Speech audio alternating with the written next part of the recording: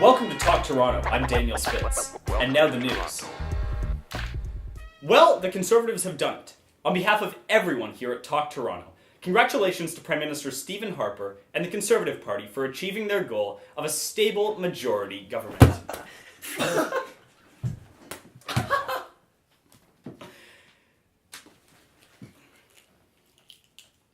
Saving that for later. In spite of the Harper victory, the Prime Minister must continue to work on his public image as a more receptive and personable leader who can put Canada back on the world stage, and not as the guy who keeps putting his mouth on the drinking fountain. Newly elected Green Party leader Elizabeth May has said that even one MP can make change, and if the Green Party's platform is anything like Elizabeth May, that change does not include dental care. The once powerful Liberals have been decimated to their very core as this election marks the first time in Canadian history that the party has finished in third place. Political colorist Lindsay Ellis joins us now with a look at the spectrum of politics. Lindsay.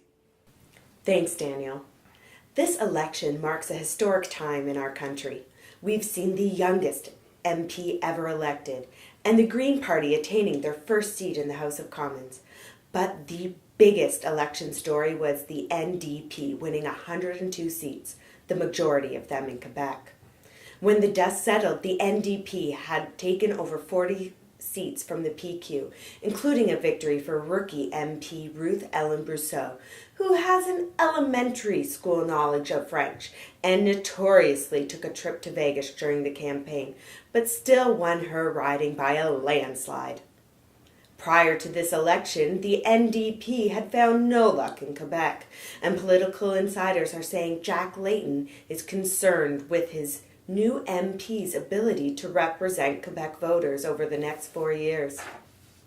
Looking at the Liberals, leader Michael Ignatieff stepped down after losing 44 seats, including his own riding. In his concession speech, Ignatieff mentioned the only thing Canadians like less than a loser is a sore loser. Ignatieff has already landed on his feet, accepting a new position in academia at U of T.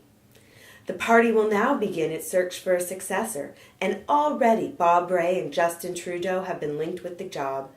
Both are yet to address the issue, but when the Liberals finally do decide on a leader, it will be their 5th in 10 years.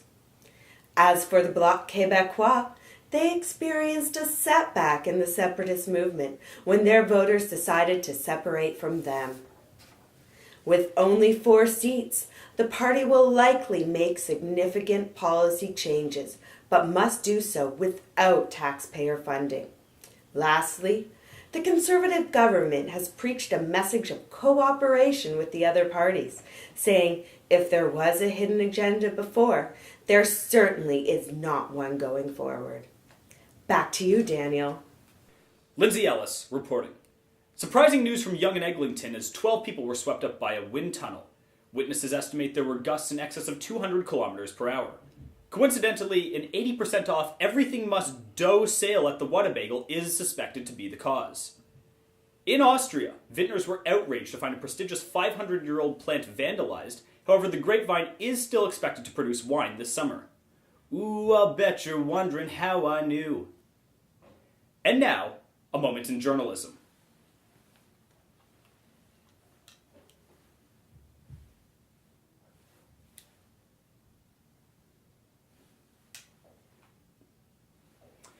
Well, this is the last Talk Toronto before I turn the big 2-5. And when I do, I'll be celebrating with a couple of drinks. Joining me now, my bartender, Phil McGlass. Well, I got a lot of drinks for you. Great, maybe something with a birthday theme.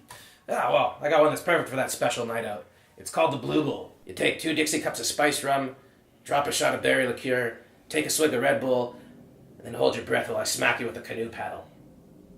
You get turned blue from the bruising and from holding your breath. That's sure to create quite the hangover. Yeah, well, the red eye will take care of that. The red eye's for that frosty. Yeah, I did do that mornings. You take a pint of beer, drop in a shot of whiskey, then you crack an egg, and you knock back the whole thing. That's what I call breakfast a la mode. The red eye, that's sure to create a whole new host of problems. Oh, not to worry. I got a drink for that too. When you got problems, you go for the international incident. You take a bottle of suntan lotion, drop in a shot of cat fur, then you drown a tourist in it. So you killed a man. Well, I am wanted in 7 countries. You comedy people are so smug. Bet I could do your job, Anchor. You just tell me where to look, and I'll tell the jokes. Okay, well, all yours. Well, Andre Agassi and Pete Sampras refused to play each other at an exhibition match this week in Argentina. Apparently the two of them are feuding. Honestly, I can't tell which one of them are at fault. Fill my glass, everyone. In Germany, a 24-year-old man was rescued from a women's prison after mistakenly thinking it was a shortcut to a park. Only in Germany, where you can confuse a prison with a park.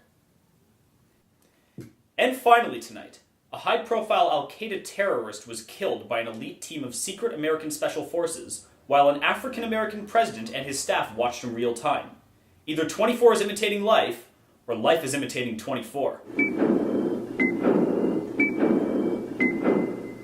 Well, that's the news. Join us back here in 2 weeks on May 22nd when I return from Los Angeles, hopefully where I learn how to speak Americano. Good night, and good comedy. Really, you should come to our town before the Leafs win the cup and we tear the place down. Toronto, product of its people. Bloor Street, Bathurst Street.